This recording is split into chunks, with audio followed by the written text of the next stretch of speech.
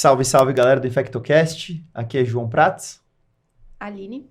Juliana. E aqui é o Jordan. E estamos aqui para mais um episódio no mundo dos imunossuprimidos e nós convidamos pessoas muito especiais hoje. Convidamos nossas queridas hematologistas.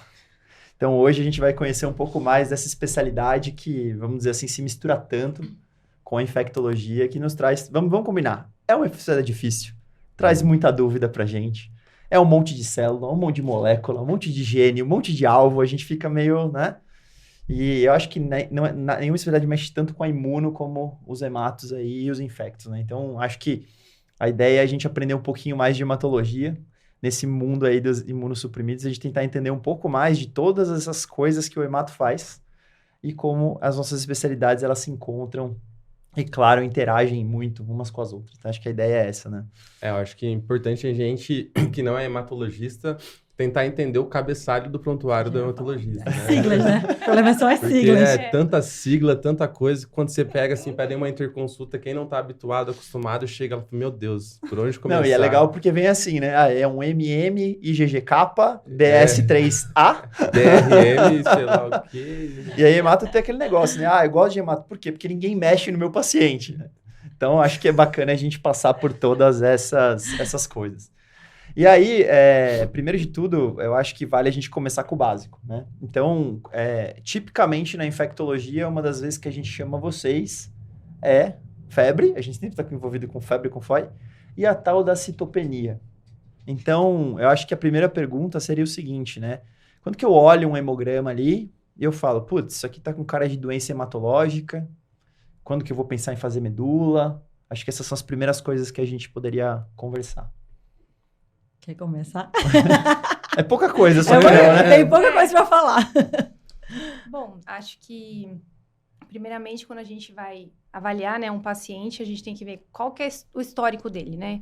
Há quanto tempo que ele está internado, quais são as comorbidades que ele apresenta, se ele já tinha esse histórico também de neutropenia, se é uma coisa que é desde a infância também, que a gente tem uma entidade, né, que é a neutropenia constitucional, que a pessoa, ela acaba nascendo com isso, e é algo que não está relacionado com um quadro infeccioso. Então, tipo assim, primeiro hemograma da vida, o cara tá neutropênico, rola um desespero, é isso? Mas ele nunca teve nada. Isso. E não é algo assim que você precisa sair correndo quando tem um quadro de febre. Mas existe... Neutropenia é um assunto assim, entidade, né? muito vasto. Então, a gente tem que ver, então, todas as comorbidades prévias, né? Se ele está internado, por qualquer motivo, se tem algum quadro infeccioso. E aí também ver questão...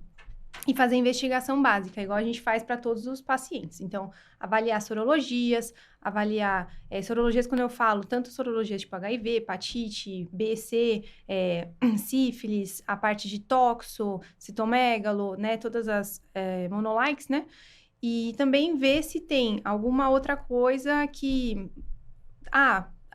algum quadro cirúrgico que ele tá fazendo ali, né? E aí pode causar um quadro de uma aplasia. Então, assim, você tem que colocar o paciente dentro de um contexto. Primeiro, não olhar aquele exame de uma forma isolada. Acho que começa por aí. E eu acho que uma coisa que a gente sempre faz é tipo assim, você tem um hemograma antigo?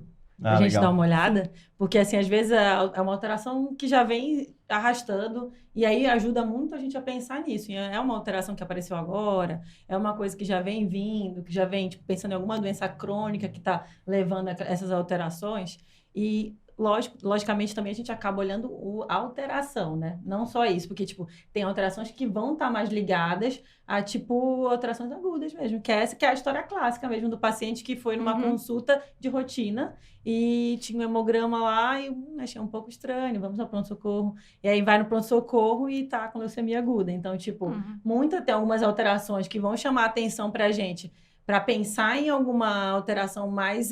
que apareceu agora, aguda mesmo, e outras crônicas, assim, pensando em contexto completo, assim, disso. Tipo, já tinha uma alteração prévia, ou tem histórico de contato, com toda a anamnese completa que a gente faz, né? Pensando nos diagnósticos diferenciais, né? Então, eu pensei, primeiro o raciocínio de vocês é assim, isso não é infeccioso, eu gostei do que você falou logo das sorologias, né, que a gente sabe que o HIV está associado com plaquetopenia, hepatite C pode estar associada com plaquetopenia e também a própria cirrose ou alguma disfunção hepática mais grave associada à hepatite pode estar associada a citopenias, acho que isso é uma coisa interessante. Existe a anemia de doença crônica associada ao HIV, aí super frequente, né? Então, acho que é legal esse primeiro ponto, que é, afasta as infecções crônicas, né, primeira coisa.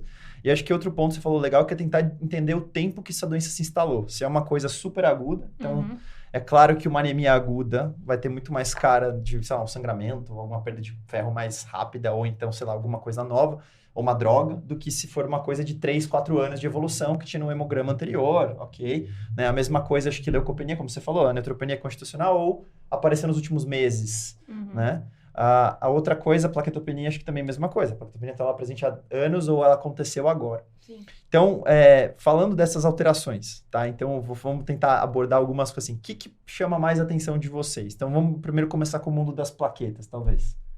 Então, quando você vê uma plaquetopenia, que coisa que te ajuda a pensar que isso é uma coisa grave, que eu preciso fazer alguma coisa agora? Que coisa te ajuda a pensar que isso aqui é uma leucemia? Te ajuda a pensar que é, sei lá, uma microangiopatite trombótica, por exemplo, que é uma coisa que a gente vê que é super grave. O que te ajuda a pensar que isso é uma PTI? Então, que coisas dessa plaqueta... Vamos começar com as plaquetas. O que você olha na plaqueta? Então, eu afastei as infecções, eu fiz o meu trabalho ali. Plaqueta, o pior de todos. Começou pelo pior, João. É que eu acho que tem mais pontos rápidos aí pra discutir, porque leuco a gente vai... pior.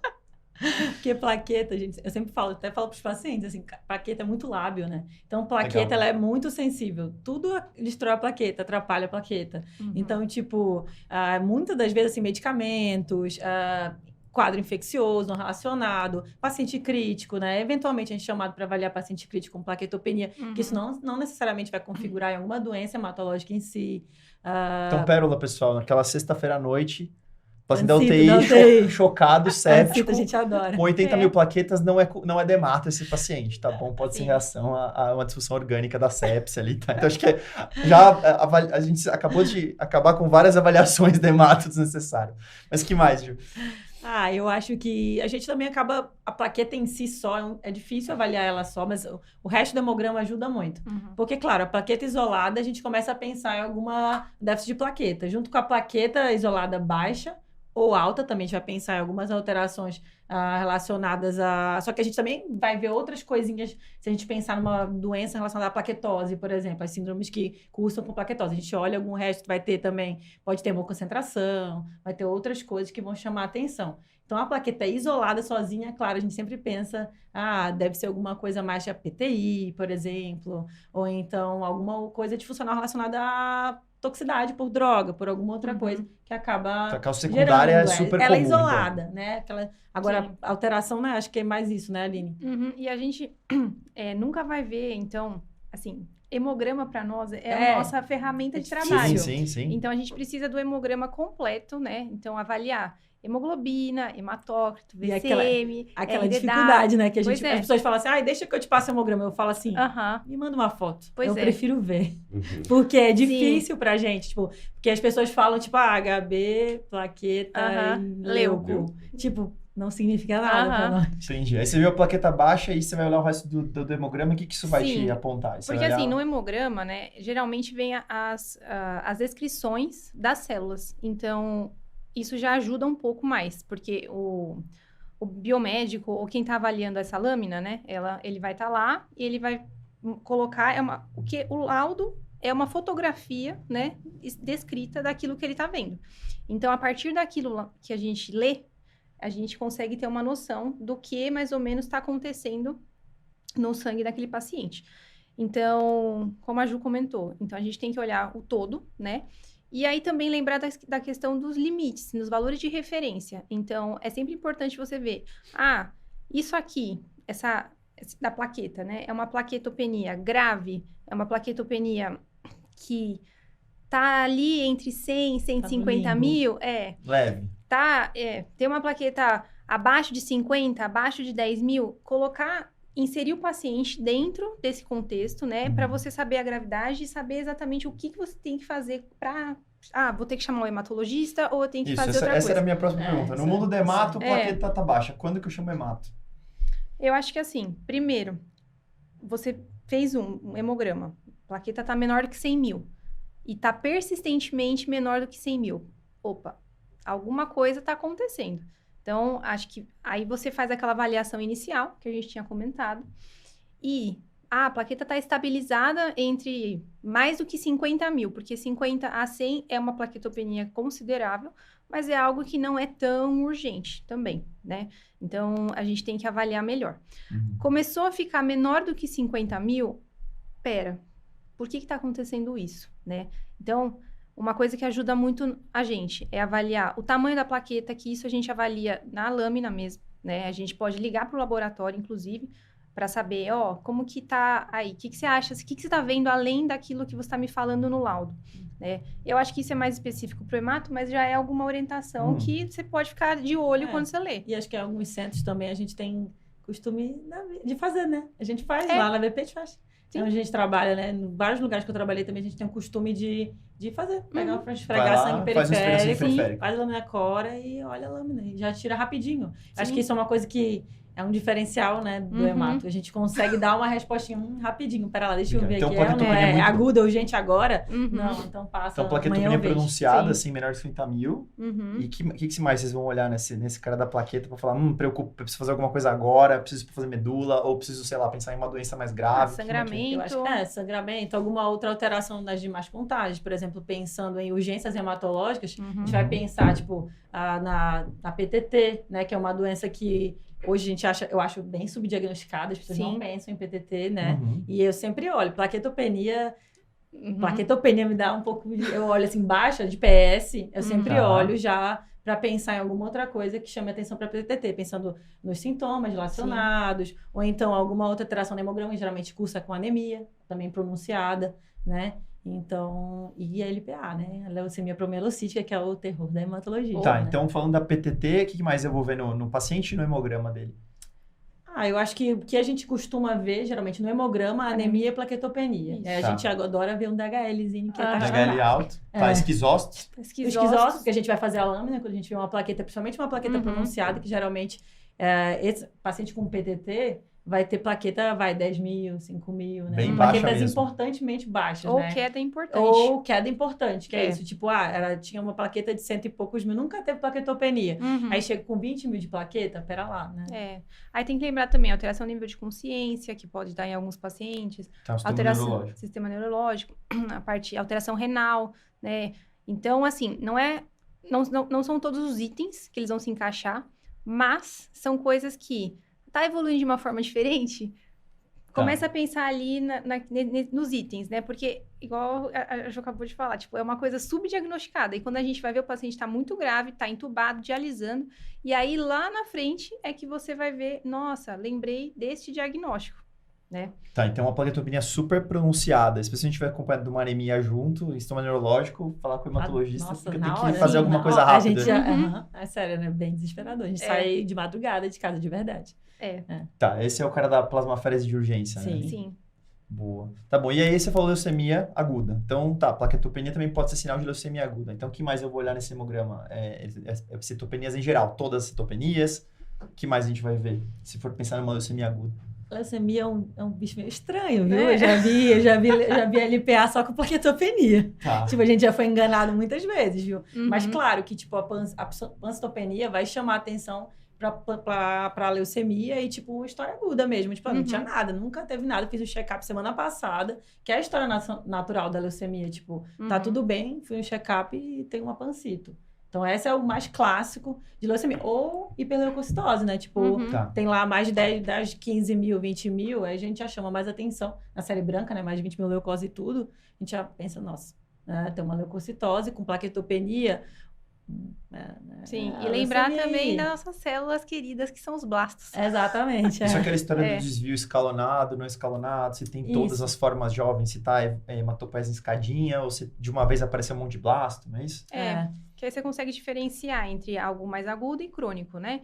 Então, quando você tem blasto, geralmente, né, pela classificação antiga, a gente falava mais de 20% de blastos para fechar o diagnóstico de leucemia aguda. Tá, mas já é esquisito, já vou chamar o hemato. Exatamente. Sim, porque Blasto não aí, é para né? ter, né? Eritroblasto, né? Sempre tem, porque às vezes tem muito isso também. Sim. É que a Aline que até comentou, a leitura da lâmina, claro, a gente tem, tipo, uma coisa dependente, né, do profissional. E, claro, tem bioquímicos maravilhosos, tem outros que tem um pouquinho menos de expertise com as lâminas hematológicas mesmo. Uhum.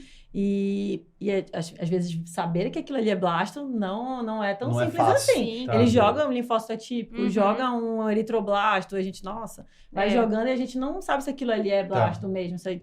Então a gente vai olhar. É um hemograma estranho. Então É. para nós, nossa leucocitose com desvio tem que ser bonitinho, né? Então, tem lá bastonete, metamielócito, mielócito, um pouquinho de blasto, mas tem que ser pouquinho, o resto tem que aparecer todo o resto pra gente pensar mais que é infecção. Mas lembrando assim, apareceu o blasto no hemograma. Já é um pouco estranho, né? É. Também não é Mas comum estranho. chegar em blasto, em mieloblasto, Não né? é pra ter. A gente Não vê é mais uma aquelas questão- super metamielócito. infecções também. Às vezes a gente já viu, assim, caso bem reacional, tipo assim, 50 mil de leucócito, que, tipo, já tava tão hiperreativa Uhum. que Já vi tinha muitas eritroblasto, tipo assim, tinha muito eritroblasto. Então, assim, e a gente funcionou e era infeccioso. Então, o eritroblasto é uma célula jovem que era pra estar na medula e tá no periférico. Exato, É por algum estranho. motivo ela saiu da medula. É. Geralmente a medula tá com alguma coisa, ou então, nesse caso, excepcional, alguma coisa muito infecção, uma reação leucemóide, que a gente vê algumas infecções, Uhum. classicamente, sei lá, coqueluche, umas coisas diferentes que às vezes aparecem.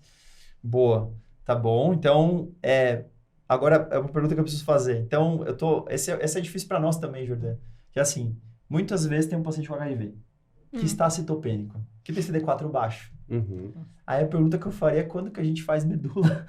Nossa, João. Eu tô brincando, mas mesmo vocês. Então vocês falaram assim, quando que vocês vão pra medula num paciente em geral? Assim, é citopenia o principal?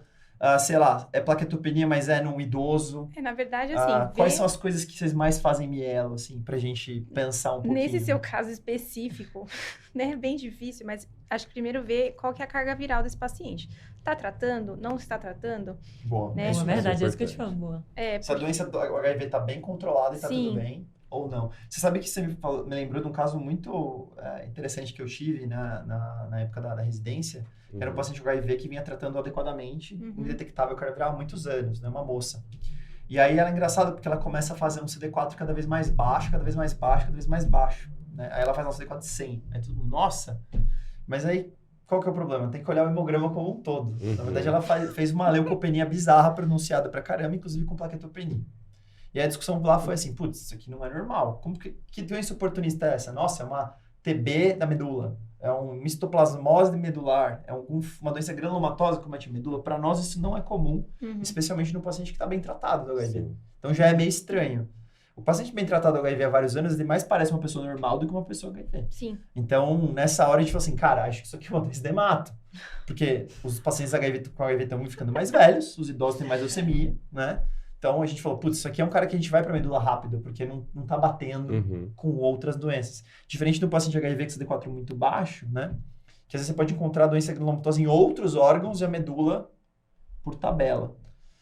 E assim, a gente sabe que fazer medula de HIV avançada é super complicado, porque o HIV afeta a medula óssea também, né? Mas eu acho que medula é básico, não sei o que eu penso, né? Não sei o que da Ju, Não mas... temos preguiça, né, de funcionar. Não temos Não, preguiça. Não temos, a gente não Importante. segura a função, assim, de verdade. Mas basicamente imediato, né? É quando a gente pensa em leucemia aguda, que aí isso realmente tem que ir tempo. Dúvida, mesmo que não tenha Não blasto no funciona. sangue periférico. Mas suspeitou de leucemia aguda, vai. Perfeito, beleza. Agora, causas assim, que você tem uma pancitopenia, aí você tá achando que aquilo lá não é uma causa hematológica ou que seja por algum outro motivo, né? A gente segura um pouquinho. Porque assim, lembrando que um mielograma ou uma biópsia de medula é um exame invasivo. Então, não é causador, tem uma série de coisas, né? E aí você tem que indicar muito bem esse exame. Lógico, se realmente tiver aquela dúvida, a gente vai fazer. Não tem como. Mas, dependendo da situação, não é o primeiro exame. Perfeito.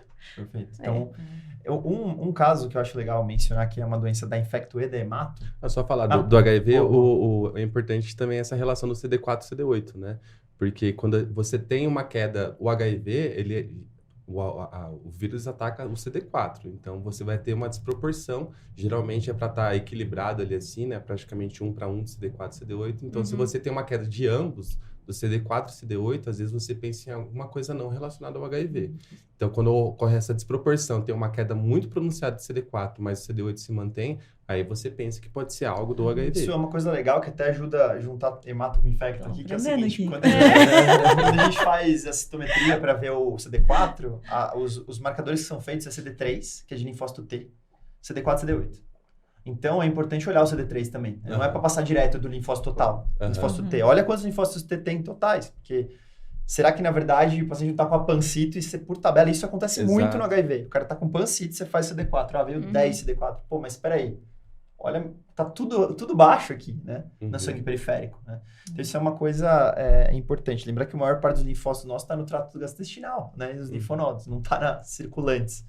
Então, acho que isso é um dado interessante. Mas a doença que junta hemato-infecto nesse momento do HIV é síndrome hemofagocítica. Eu tinha que falar sobre isso.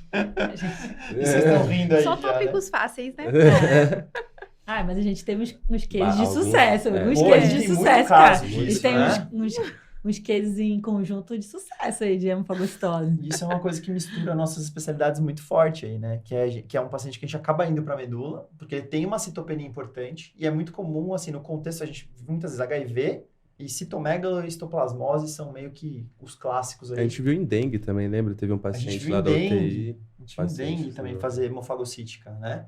Então, o que vocês vão... Me ajudem com essa síndrome. Como é que é a hemofagocitose na hematologia? Não, é difícil. Quando que a gente vai pensar ali assim, vai né? pensar? Tipo, de maneira um pouco... E falar pra vocês, faz medula pra mim desse paciente. Nossa, gente, uma coisa que quando começa com cometimento de muito sistema, assim, um hemograma importante, assim, que me chama muita atenção dos casos, até pensando nos casos que a gente já teve, tipo, claro, uma história infecciosa estranha ali, febre, uma síndrome febril estranha, um hemograma ruim, assim, bem ruim, tipo, bem pancito e muito sistema cometido. Tipo, fígado, rim... Sara, pulmonar. Tipo assim, é o típico paciente... Inflamadaço. Inflamadão e, tipo assim, muito sistema cometido, assim. Provas e um hemograma horrível, né? lá no alto, né? Prova inflamatória, quando a gente pede, tipo, tudo estourado, DH estourado. Tipo, muita coisa... O fígado, acho que vira e mexe é um dos mais, assim, né? Fígado estourado, uma insuficiência hepática estranha, assim, que não casa com muita coisa, né? Eu acho meio... Legal. Eu penso também em síndrome hemofagocítica assim, sei lá, o paciente está com uma mononucleose, está com uma infecção por EBV. Você não espera que comece a tomar um rumo tão catastrófico assim, do nada o paciente começa a ficar citopênico, começa a evoluir, querendo evoluir com insuficiência hepática, PCR, ferritina, estourar. Aí você, vamos chamar hemato, que eu acho que não está sendo só uma monolike ali, às vezes eu acho que... Diria que é uma coisa que a gente precisa lembrar, especialmente no caso do HIV, pedir ferritina, é uma dica boa, né? Vem bem alta, né? Que é um marcador inflamatório bem, assim, não é bem específico, mas aumentos muito altos de ferritina são específicos dessa síndrome, assim, um pouco mais de 10 mil já pontua bem ali no score ali da HLH, né? Então, tipo, para pensar em hemofagocitose. Então, tipo, não é específico, mas é um marcador que ajuda a gente a pensar em síndrome inflamatória, né? Sim. Então, já vai para... Se a gente vê um febrão com pancito e ferritina estourada, chamar vocês e eu vou fazer medula, com certeza. Com certeza. Então, é bom a gente falar sobre isso. Muito bem, acho que talvez as pancitos mais essenciais sejam as leucemias, como vocês falaram, PTT, acho que é legal as pessoas saberem que existe, especialmente no mundo de dengue e outras coisas, não esquecer que existe essa entidade que tem que chamar o hemato meio correndo, né? E a Ju falou da promielocítica, que vocês que vão diagnosticar, mas também é uma urgência, né? Acho que são coisas bem legais de a gente falar. Sim. Mas o infecto tem um outro grupo, já que o Jordan puxou as monolikes, eu tenho que perguntar para vocês também, que é quando que a gente pensa numa... Vamos dar a página agora. Quando que a gente pensa nas linfoproliferativas? Porque o que acontece? Uma coisa que vai muito pra gente no consultório e na vida é gânglio. O paciente tá com febre, um monte de gânglio pra todo lado. Quando que isso é hematológico? Quando que isso é infeccioso? Não tô dizendo que é fácil, né? Mas vocês podiam falar um pouco das coisas que chamam a atenção de ir para ser... Porque a gente já falou de monolikes aqui no nosso podcast várias vezes, já discutiu, inclusive, as síndromes específicas, o CMV agudo, EBV agudo, HIV agudo. A gente falou bastante sobre elas. Mas e na hemato? Quando que vocês vão pensar? É um paciente mais jovem? É tal tipo de gânglio? Tal lugar? O tamanho? Como é que vocês pensam mais em... Quando é que eu vou pensar mais em linfa proliferativa do que do que realmente infecciosa para vocês. O que vocês pensam? Acho que sintomas B é o É, principal que a gente começa, né? Sim. Só lembrando que sintomas B são...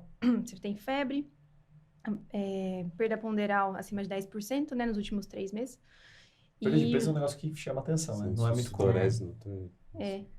aquela ruineira, né? O paciente bem arrastado, né? Eu acho o tempo, que o tempo é bem amigo da gente nesse momento, assim, o paciente que já vem com uma história mais tá durando muito para ser uma infecção, tá meio estranho, tá prolongando. Ou é tuberculose, né? Também sempre. Porque entra aquela sudorese noturna, então, né? Mas olha que engraçado, tuberculose com gânglio, sei lá, dentro do abdômen, no pescoço, aí já começou a ficar um pouco demais de gânglio. E eu demais. acho que, tipo, isso, hiperproliferação também de, muito gânglio, assim, lugares de que não, tipo, diferente, um pouquinho estranho pensar em infeccioso, tipo, intraabdominal, mediastinal, uns lugares meio que já não é tanto para infecção, né? Se não é cervical, se não é... o classicão, ali, assim, um linfonodo aqui na clavícula, assim, supraclavicular, ali, assim, não é isso aí, não é... A gente vê tuberculose e doença granulomatosa nesses lugares, mas só no contexto de imunossupressão muito intensa, que daí pode ser, então, o uso de anti-TNF, por exemplo, ou um HIV muito avançado, ele pode ter uns gânglios, tuberculose, doença granulomatosa, fora do contexto. Mas não é muito normal, sei lá, os maiores linfonodos serem intraabdominais na doença infecciosa. E aqui o cervical tá de boa e o intraabdominal tá enorme. Não é muito cara das nossas doenças, né? Sim. Mas cuidado antes de dar um corticoide pro seu paciente. Isso não atrapalha a nossa biópsia. Não atrapalha a biópsia também, e às vezes é importante excluir a infecção, né? Então, assim, beleza, pode ter todas as dicas aí clínicas, beleza, linfonodos muito grandes, uma massa Buch ali, alguma coisa, mas o diagnóstico vai ser por biópsia, porque eu já vi caso de pulsar paciente com paracoco, por exemplo, que tinha um conglomerado né? A gente viu não tem muito tempo. Mas não. Além desse caso, um outro caso que eu vi, que era uma massa de linfonodo que estava comprimindo via biliar. Aí imagina, chega um paciente ali super emagrecido, com linfonodo, tinha hepatospleno, era aquela forma mais juvenil, subaguda juvenil. E aí, tava comprimindo via biliar, paciente mal, sintomas B, super ruim, dá um corticoide aí até para desobstruir, paciente evoluindo com colangite, e era paracoco. Eu tive um caso, cara, que você me lembrou, eu nunca vou esquecer na residência, que um colega da clínica telefonou para mim, que a pessoa falou, da infecto e tal. Cara, tem um paciente aqui, olha a história do cara, era um menino jovem, 19 anos, o quadro dele era múltiplos gânglios, hepatospleno, febre, tá? E exatamente o que você falou, ele tinha compressão de via biliar por linfonodo e com uma colestase importante. O que chamava atenção é que o hemograma tinha uma eosinofilia, que era uma coisa meio diferente, assim, já chamava um pouco a atenção. E o que acontece? O pessoal olhou e falou assim, cara, um cara de 19 anos, gânglio por todo lado, era Hodgkin. Porque doença de Hodgkin, provavelmente é isso. Vamos internar, vamos estadiar. Aí pediram a medula para estadiar, já achando, e a biópsia do gânglio para acelerar a vida do cara. Essa foi a ideia. E deram corticoide para ele para dar uma melhorada nos sintomas. E começaram o fluco e Bactrim, só profilaxias. O que foi engraçado? O colega da clínica médica me ligou e falou assim, cara, biopsiaram aqui e veio levedura. Estão falando que é cripto. Tô puxando a aula de fungos. Assistam um podcast sobre infecções fúngicas, tá bom? Sobre aquele caso que a gente mostrou de... Porque levedura pode ser qualquer coisa no tecido. E, na verdade, isso era uma paracoco, que na medula estava lotado de paracoco, que é um lugar que o paracoco gosta de causar problema. O paciente foi melhorando, porque ele ganhou um Bactrim junto com esse corticoide, ele foi melhorando os sintomas. E no final não era nada de Hodgkin, entendeu? Então, é isso que você falou. Tem que tomar muito cuidado com as infecções fúngicas, principalmente o paracoco é o linfoma de Minas. A gente sempre fala. Quem tem epidemiologia pode ser um linfoma, a cara do linfomão. O leishmaniose também é uma outra coisa visceral que às vezes confunde muito. Muito né? mesmo. Só que gânglio não é uma... então, de perguntar sobre epidemiologia.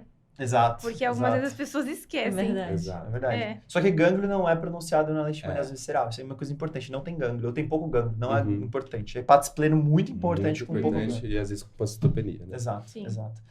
Então, e dos linfomas, o que a gente pensaria mais nesses casos, assim, de síndromes com gânglio e tudo mais? Ou então, das linfoproliferativas, tem alguma outra que a gente procura no centro periférico, alguma outra coisa para causar esses sintomas, assim? Ou não dá para saber? Só quando a gente biopsiar, porque pode ser vários tipos de linfoma. Leucemia linfocítica crônica é uma doença um pouco mais indolente, né? Uma doença linfoproliferativa também, né? Que a gente acaba... É uma doença que a gente acaba... Assim, às vezes, é a doença hematológica mais comum, né? Na verdade. Só que é uma doença que a gente tem muito comportamento lentificado, indolente. E o diagnóstico, em geral, é mais pelo hemograma. A gente vê uma linfocitose ali, mais de 5.000.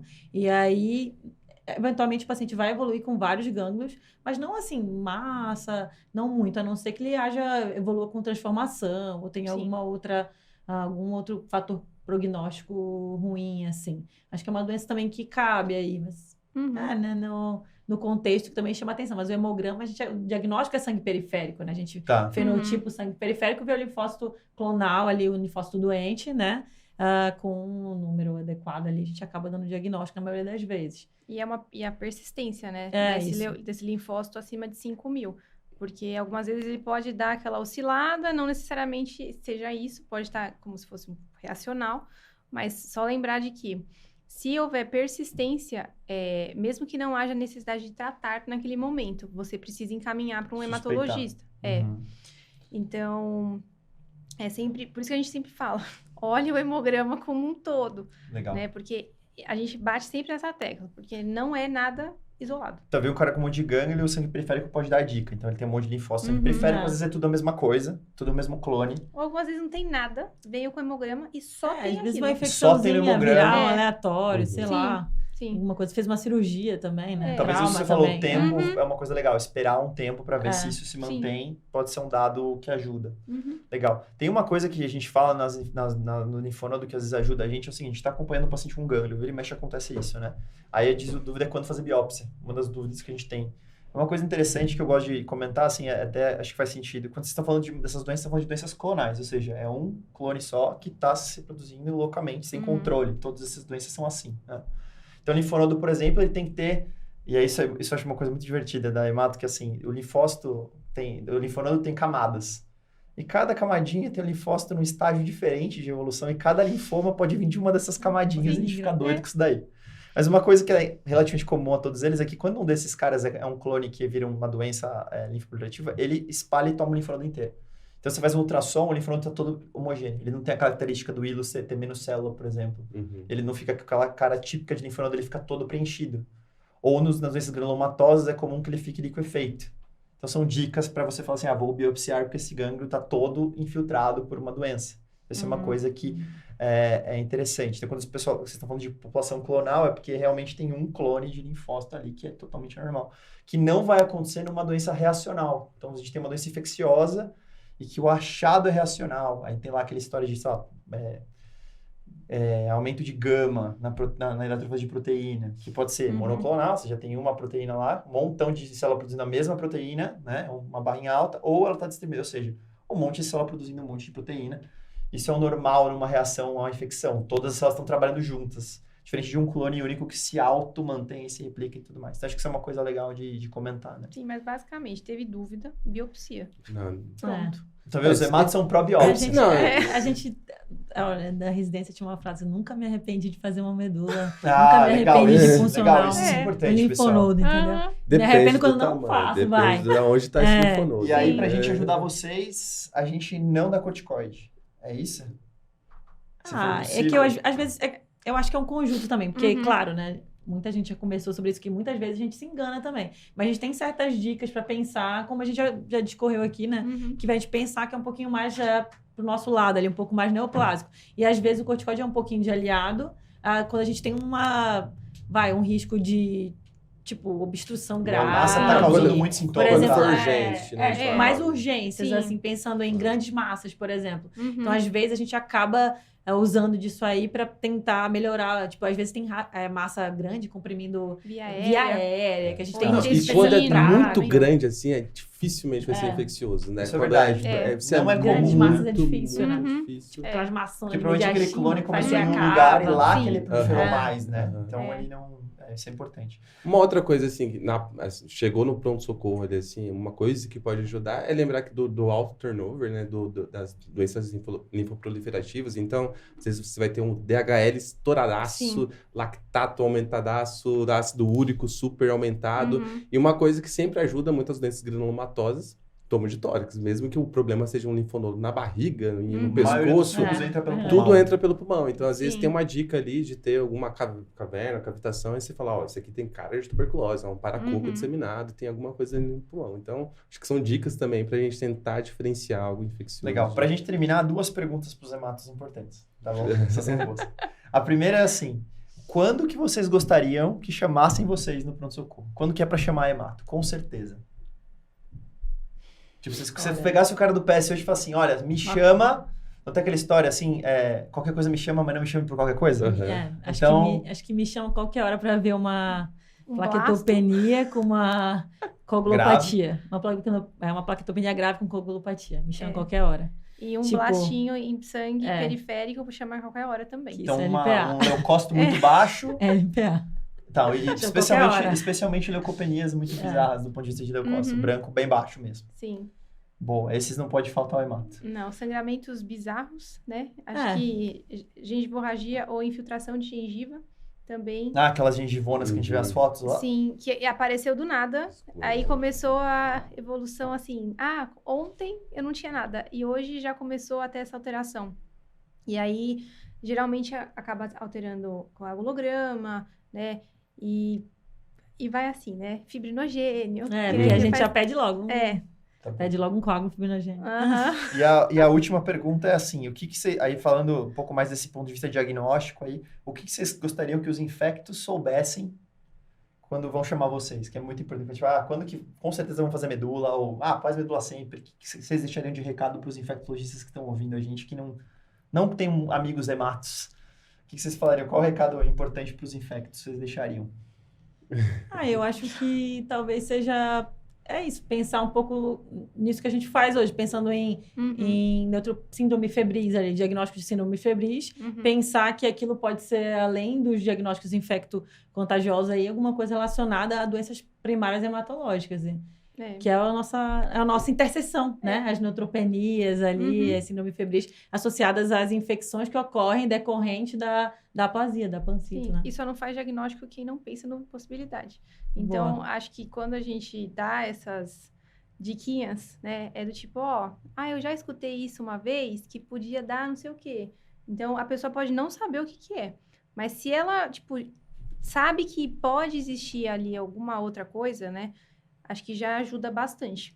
É melhor chamar vocês, então, se tiver uma dúvida dessa. Pensou numa dessas doenças? Só não me chama se for algo reacional, né? Plaqueta de 100 mil pra alguém com infecção De viral, urgência. pelo amor Não de me Deus. chama de urgência, vai. Pode chamar, mas não de urgência. Só não chama Chama de aquele urgência. paciente chocado de eu ter com plaquetopenia secundária, claramente, que nem tá tão Sexta-noite não. Sexta-feira à noite. Apesar que tem a Leuquimia Friday, que muitas leucemias chegam na sexta-noite. Verdade. Sim. Muito bom, pessoal. Então, vocês estão vendo aqui, Imunodeprimidos, isso aqui é mais um podcast também para convidar vocês a participar do nosso curso de infecções em imunodeprimidos, que vocês vão ver a Juliana lá, com certeza, ela também vai estar lá, vai fazer uma participação com a gente. E para vocês não perderem, a gente vai ter tudo isso que vocês estão vendo aqui e muito mais com hematologistas, com transplantadores, com essa ideia de trazer para vocês, para os infectos e não infectos, inclusive hematos, transplantadores, vai otorrino, vai ter rádio, vai ter cirurgião, para falar dessas complicações dos imunodeprimidos, seja no contexto da oncohematologia, no transplante, e nos transplantes de órgãos sólidos também, e diversas outras situações, como os de TNF, moléculas novas e tudo mais. Então, para você se preparar para os imunodeprimidos que são o futuro, né? Então, 2 e 3 de novembro, as inscrições estão abertas, não perca, ele está sensacional. Meninas, obrigado e até a próxima. Obrigada. Valeu, gente. Obrigado.